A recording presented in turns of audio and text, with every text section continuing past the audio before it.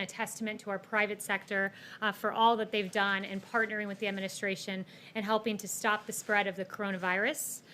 Also, skilled nursing facilities, there was an announcement that I just want to underscore that $4.9 billion in additional relief funds were distributed to nursing homes and other skilled nursing facilities, and these funds are provided under the CARES Act. So just those two items for you this morning, and we'll go ahead and we'll start with questions. John.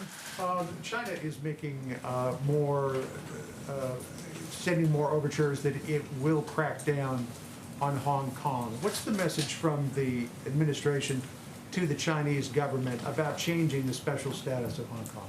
Yeah, and I know, Jen, you also emailed a question about this morning, so I went directly to the president to get an answer on this, and he said to me that he's displeased with China's efforts and that it's hard to see how Hong Kong can remain a financial hub if China takes over. So which means what? Would the United States change its relationship with Hong Kong? So I have no further announcements as to the precise action that the president will be taking, but he did want me to share that with you this morning, or this afternoon, I should say. Yes.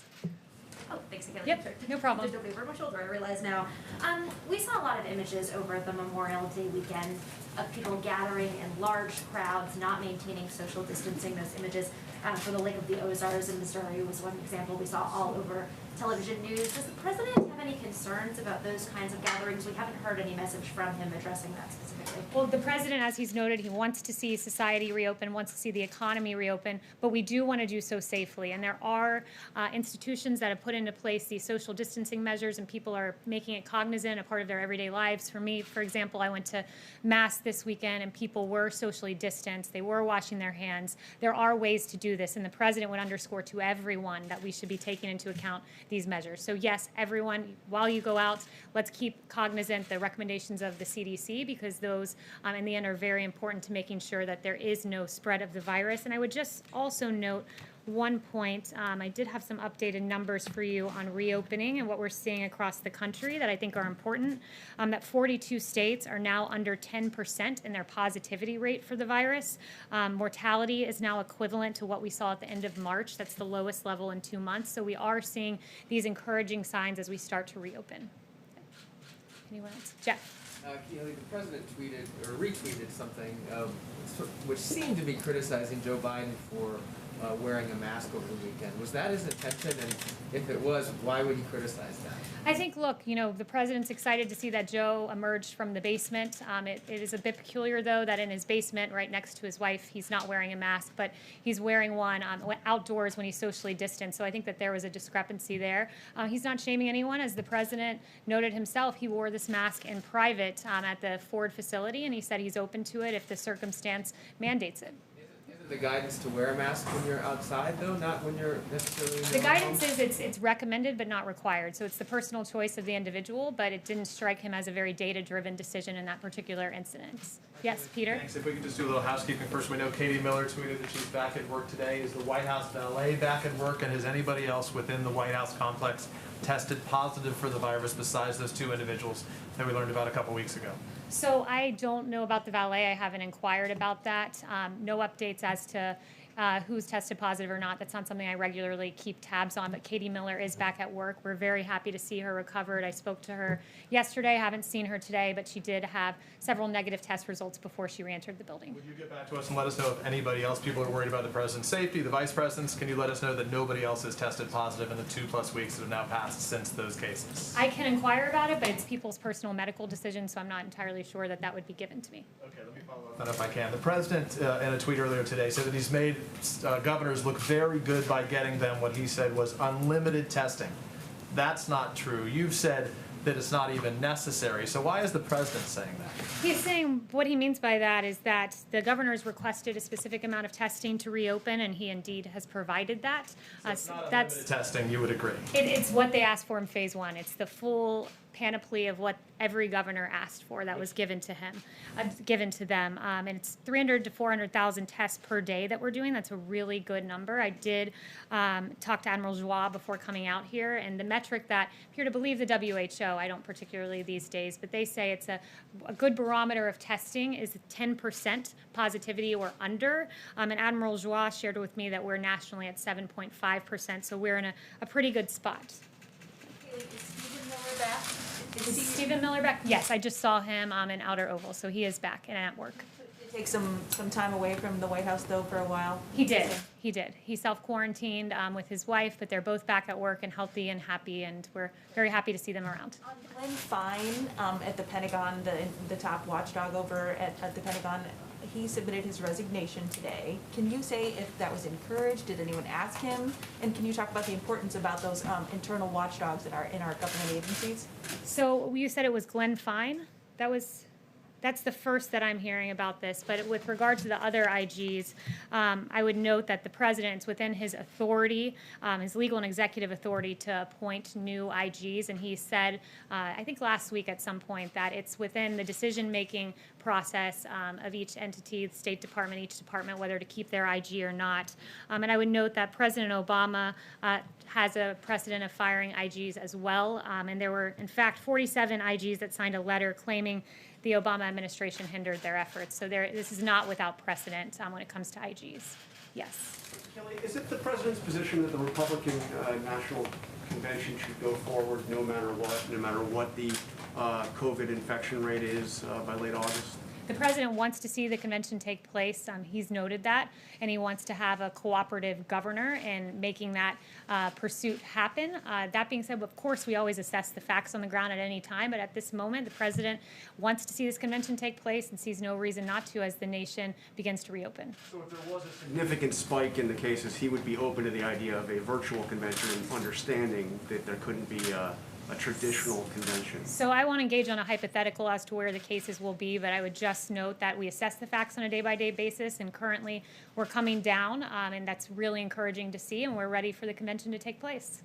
Yes. Yes, has the president seen the letter that Laura Klasotis' husband and widower sent to Jack Dorsey, Twitter's CEO, saying that his tweets were emotionally traumatic for him and for his wife's family?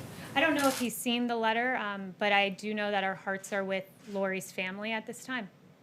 Why is the president making these unfounded allegations? I mean, this is pretty nuts, isn't it? The president's accusing somebody of possible murder. And the family is pleading with the president to please stop unfounded conspiracy theories. Why is he doing this? Well, you know, I would note that the president said this morning that this is not an original Trump thought, and it is not. In fact, 2003 on Don Imus's show, it was Don Imus and Joe Scarborough that joked about killing an intern, joked and laughed about it. So that was, I'm sure, pretty hurtful to Lori's family, and Joe Scarborough himself brought this up with Don Imus, and Joe Scarborough himself can answer it. He's the president of the United States, and he's accusing somebody of possibly murder. I mean, this is different. He's not a private citizen. He's the president. Yeah, and Joe Scarborough, if we want to start talking about false accusations, we have quite a few we can go through about Mika asserting, I'm asking about the Mika president's, I'm Brzezinski. asking about the president's allegation. And here. I'm replying to you and saying this morning, as recently, I believe it was this morning or yesterday, Mika accused the president of being responsible for 100,000 deaths in this country.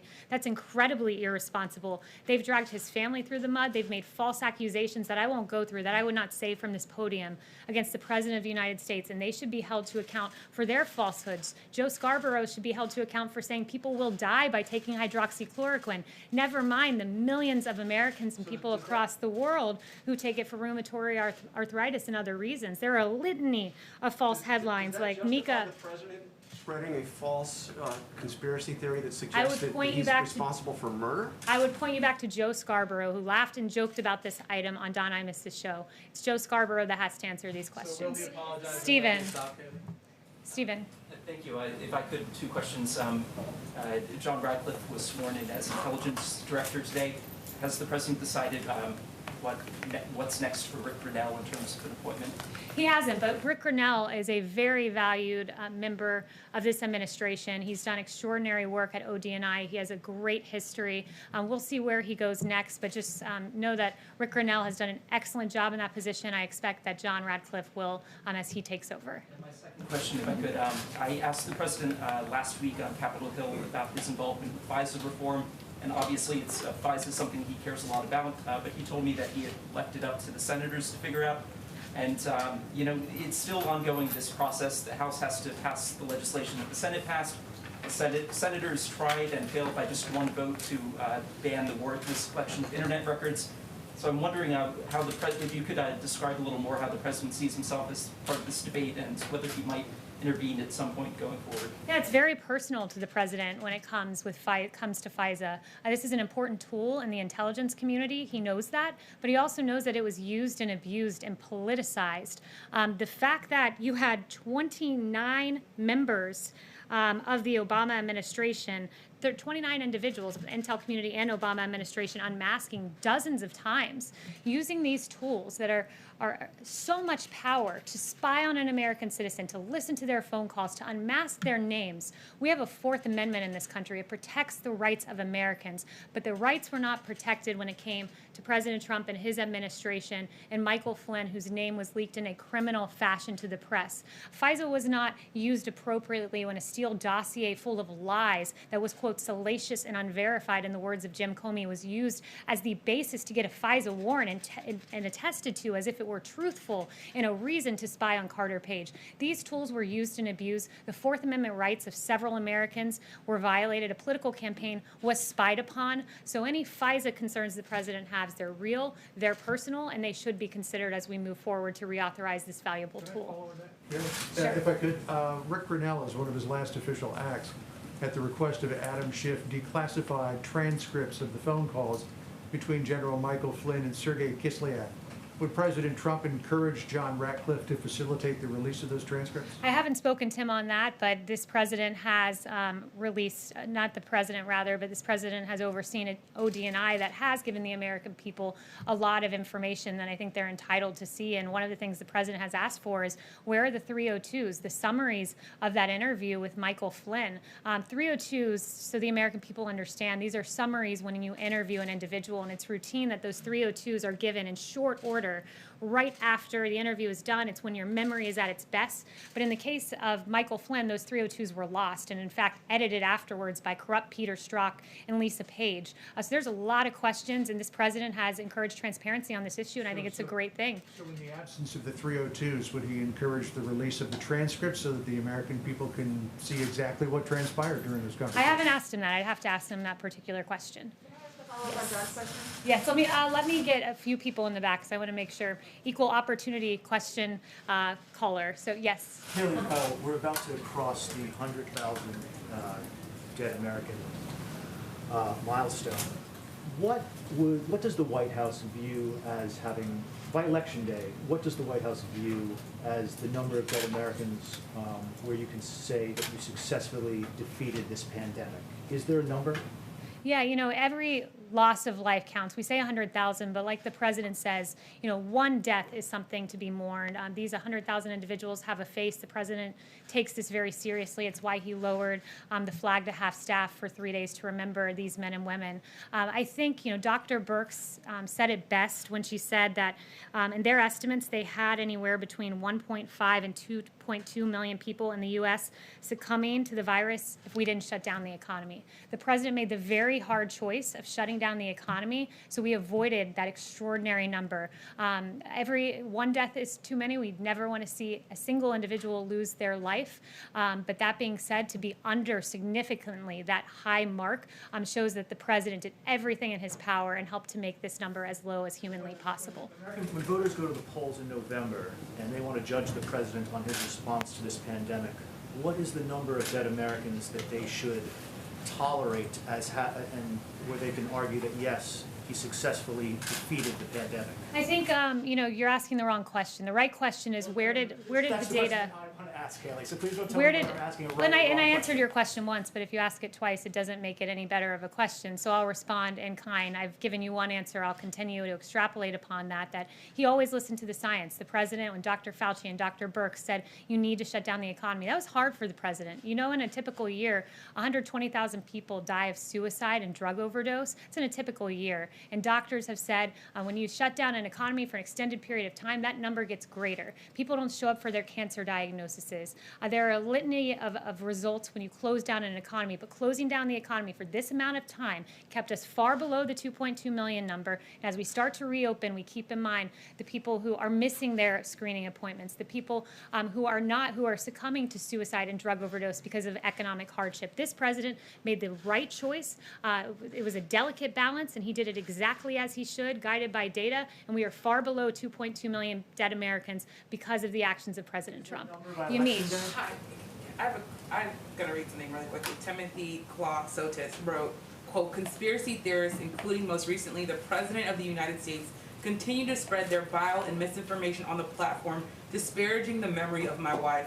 Why won't the President give this widower peace and stop tweeting about this conspiracy theory involving his wife? Why can't this widower get peace from the President?" I've already asked and answered this question, and our hearts are with Lori, and I think the onus is on Joe Scarborough to explain his interaction with Don Imus and his laughing on this very matter on Don Imus's show. Chanel. The widower is talking specifically about the President. Are you not going to answer that? Warrants with regards to ex-CIA Chief John Brennan. How willing are you able to go forward and say that he lied to the FBI or obstructed justice in the process of discussing Russian collusion and the Trump family? And on that note, we now have new information showing that Obama himself used foreign intelligence to actually request surveillance on the 5th and 26th floor of the Trump Tower. So to what extent was John Brennan behind that? To what extent can you share with us what you know? Yeah, John Brennan, of all of the, I'll call them bad actors because indeed they were, of the Obama administration, John Brennan probably has the most to answer because it was John Brennan who sat before Congress and said the Steele dossier, paid for by Hillary Clinton, paid for by the DNC, that document played no part of the role in opening the Russia probe, when in fact we know it did, when in fact we know it was the impetus testified before a FISA court for its truthfulness to spy on the Trump campaign. So John Brennan, of all people, probably has more to answer.